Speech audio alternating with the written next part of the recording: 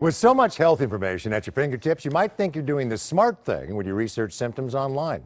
But as CBS 2's Andrea Fujii shows us, many are learning the hard way the risks of self-diagnosis. Good job. Hidden Hills mom Debbie Kaufman says she's grateful for the simple things in life, like cooking with her 3 daughters. It was just 2 months ago she thought she was going to die. I was so upset, sad, devastated, thinking about what I need to do before I die. The symptoms began in July. I started to feel, I wouldn't even describe it as a pain, more like a weird feeling in one spot of my stomach.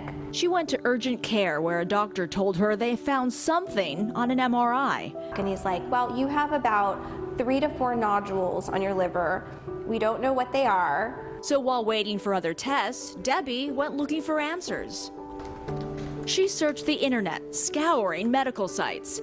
I was seeing, liver cancer, information on liver cancer. Debbie then made an appointment to see the chief of medicine and professor of surgery at John Wayne Cancer Institute, Dr. Anton Bilchik.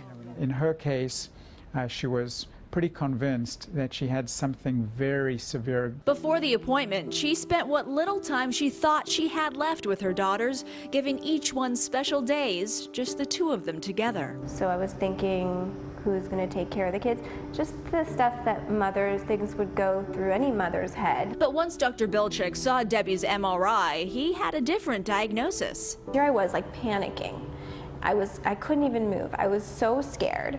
And he was just very, optimistic about it. He's like, I'm 99% certain this is not cancer. 4 days later, Debbie had surgery. We were able to remove the small growth that turned out to be completely benign. So I misdiagnosed everything. But Debbie's not alone. The National Institutes of Health reports more than 1/3 of adults use the internet to self-diagnose. Just about every patient I see, I walk into the room and the first thing I ask is, what have you read? And problem is, he says, many times what they've read is wrong.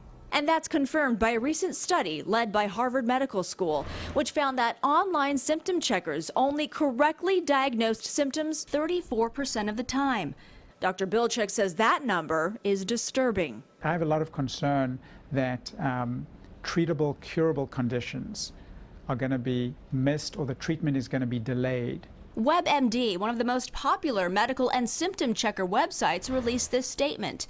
WebMD should not be used as a substitute for professional health care or used in place of a diagnosis or treatment by a medical professional. Dr. Bilchik says skipping the doctor and going to a medical website can be helpful for minor issues like a cold or the flu, but there is a caveat. If the patient's symptoms persist, despite what the website may say, it's important to go see the doctor. Debbie, now with a clean bill of health, says from now on she'll go straight to the doctor rather than her computer. Anything that you look up on the internet, it pretty much says you're going to die, and soon. In Hidden Hills, Andrea Fujii, CBS 2 News.